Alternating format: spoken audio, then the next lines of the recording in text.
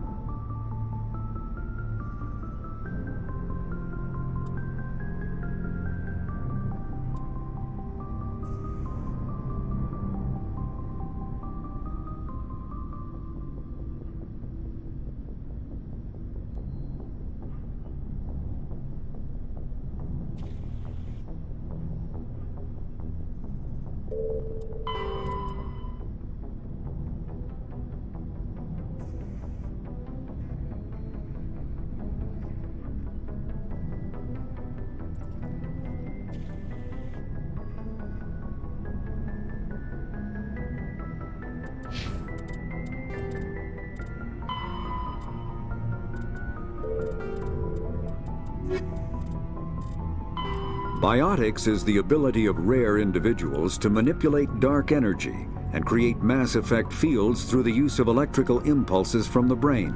Intense training and surgically implanted amplifiers are necessary for a biotic to produce mass effect fields powerful enough for practical use. The relative strength of biotic abilities varies greatly among species and with each individual.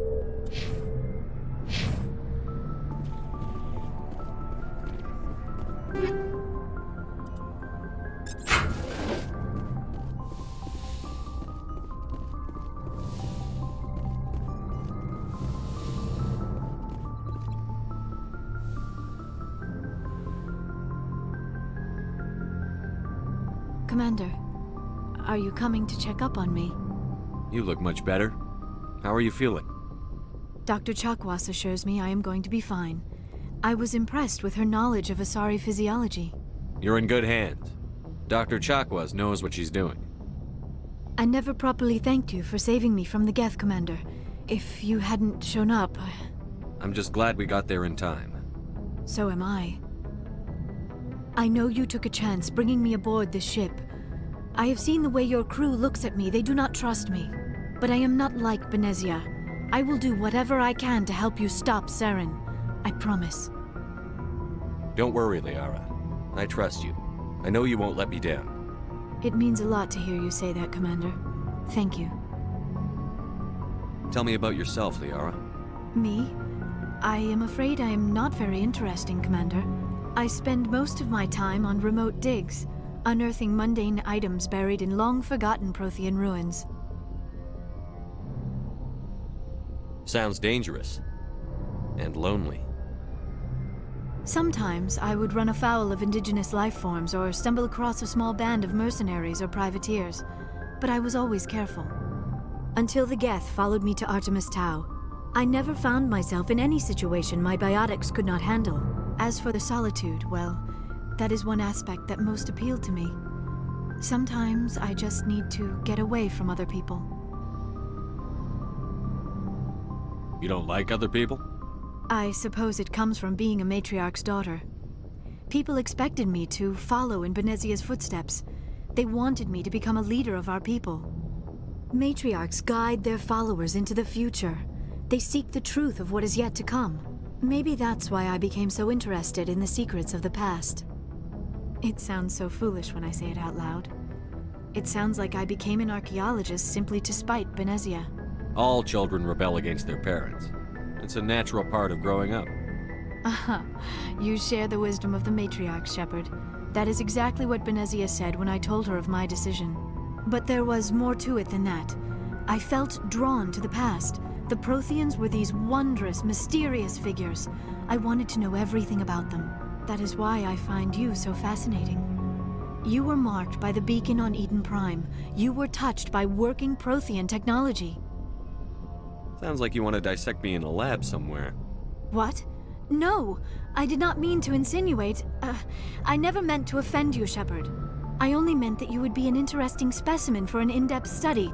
No, that's even worse. Calm down, Liara. I was only joking. Joking? Oh, by the goddess, how could I be so dense? You must think I am a complete and utter fool. Now you know why I prefer to spend my time in the field with data disks and computers. I always seem to say something embarrassing around other people. Please, just pretend this conversation never happened. Do you know why Benezia joined up with Saren? I don't understand it.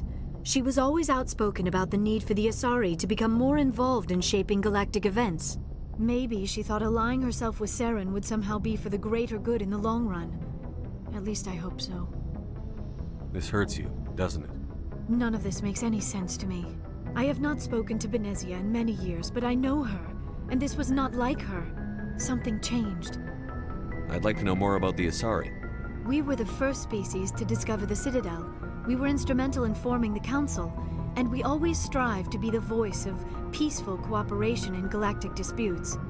My people believe we are all part of a single galactic community. Each species contributes something to the greater whole. Although we seek to understand other species, it seems few of them seek to understand us. The galaxy is filled with rumors and misinformation about my people. Like what? Most of the inaccuracies are centered around our mating rituals. My species is monogendered. Male and female have no real meaning for us. We still require a partner to reproduce. This second parent, however, may be of any species and any gender. I don't understand. Your species can mate with anyone? Mating is not quite the proper term, not as you understand it. Physical contact may or may not be involved, but it is not an essential element of the union. The true connection is mental. Our physiology allows us to meld with other beings. We can touch the very depths of their minds. We explore the genetic memory of their species. We share the most basic elements of their individual and racial identities. We then pass these traits on to our daughters. It is how we learn to grow as a species and how we develop a greater understanding of other races. What happens to your partner after the union? Every relationship is different. Some unions are a single encounter with both parents parting ways afterwards. Others can be more long-term. Sometimes an Asari and her partner will stay together for many decades. Do you know who Matriarch Benezia chose as her partner? She rarely spoke of her partner. Though I know my father, if you want to use that term, was another Asari. I thought you always needed another species to serve as one of the parents. Think about it, Shepard. If we were not able to mate with our own species, we would have died out long before we ever mastered spaceflight and left our homeworld. Union with our own kind is no longer common, not for the purposes of reproduction. Most Asari believe it weakens our species. Asari daughters inherit racial traits from the father species. If both parents are Asari, then nothing has been gained, or so conventional wisdom would hold. I am what is sometimes called a pureblood. Though no Asari would ever be cruel enough to say the word to my face, it is a great insult among my people. It is possible Benezia's partner was embarrassed by their union. She may have been too ashamed to publicly acknowledge me as her offspring. Maybe she wanted to meet you but couldn't. Something could have happened to her. Maybe she passed away. You might be right. I hope you are. But I have no way to know for sure. Benezia never spoke of her partner. Whatever happened, it caused her too much pain to dwell on it. She raised me by herself, though that is not uncommon. Many Asari raise their children alone, particularly if the father species is short-lived. Often the partner will pass on long before the child reaches maturity. You Asari live for 1,000 years. What happens when your partner dies? Few sapient species live as long as my kind. We have learned to take a philosophical approach to our unions. We do not focus on the inevitable loss of our partners. Instead, we enjoy the time we spend with them. And even after they're gone, a part of them lives on in us.